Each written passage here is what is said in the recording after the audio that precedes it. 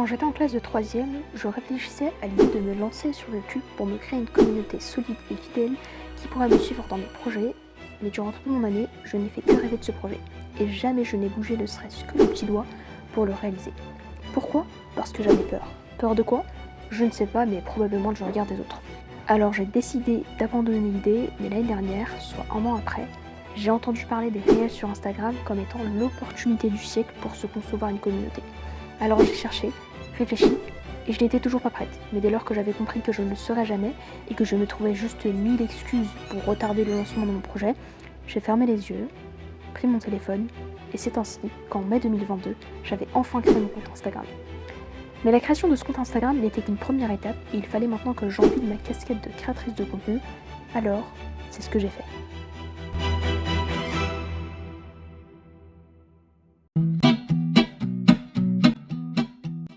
J'étais impatiente à l'idée de remplir ma page Instagram, alors je me suis immédiatement emparée de mon application de montage et j'ai lancé mon premier post. Petit à petit, je postais des réels qui reprenaient soit des extraits de films ou des extraits de vidéos qui m'inspiraient, ou bien je réalisais moi-même mes propres vidéos.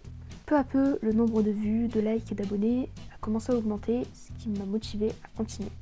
Le problème, c'est que cette motivation n'a tenu que sur le court terme et très vite, j'ai abandonné le projet.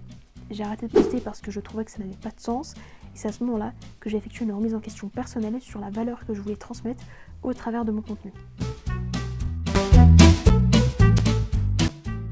En fait, créer du contenu, c'est bien, mais avec un but précis, c'est mieux. Et pour ma part, il faut savoir que j'écris beaucoup, mais vraiment beaucoup.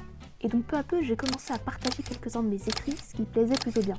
Mais j'ai commencé à réfléchir un peu plus sur ma stratégie et je me suis vite rendu compte que je dépendais beaucoup trop de la plateforme. Du coup, j'ai décidé de republier mes réels sur TikTok, ce qui n'a pas trop porté ses fruits, mais je pense que parfois, il faut juste bosser et laisser les fruits de notre travail pousser tranquillement. J'ai continué à réfléchir à ma stratégie de contenu et j'ai voulu me lancer sur YouTube pour proposer des contenus plus longs, plus qualitatifs et plus quantitatifs. Alors certes, je me suis lancée sur YouTube, mais pas du tout comme je l'avais imaginé.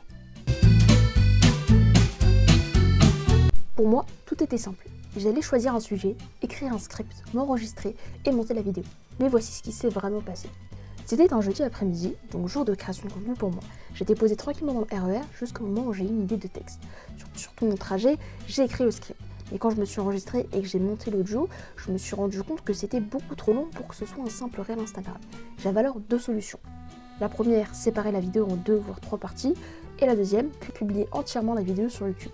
J'ai donc profité de la situation pour faire mon premier pas dans ce nouveau milieu et j'ai publié la vidéo sur YouTube. Je tiens à préciser que je ne suis pas vraiment fière de la vidéo au niveau de la forme, la musique de fond est bien plus supérieure à ma voix, mais j'ai décidé de la laisser sur ma chaîne pour que plus tard je puisse mieux voir et mieux constater, je l'espère, ma progression. Maintenant que j'ai bien réfléchi à ma stratégie de contenu, la voici. Déjà, je suis présente un peu partout, c'est-à-dire sur LinkedIn, Instagram, YouTube et TikTok. Mais à quel genre de contenu vous êtes censé vous attendre en fonction des différentes plateformes ? Et bien sur LinkedIn, ne comptez pas sur ma régularité. Je posterai uniquement pour présenter un événement ou une occasion particulière à laquelle j'ai assisté ou que j'ai vécu.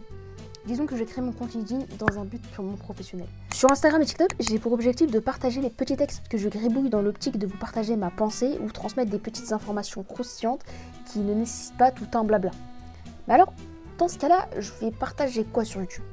Eh bien, ce sera sûrement des vidéos un peu plus longues où soit je développerai plus ma pensée, soit je développerai plus quelques concepts. Et le but pour ceux qui regardent mes vidéos, c'est-à-dire vous, c'est de toujours quitter mes vidéos en ayant appris quelque chose, parce que oui, tout s'apprend. Et apprendre, c'est bien, mais apprendre efficacement, c'est mieux.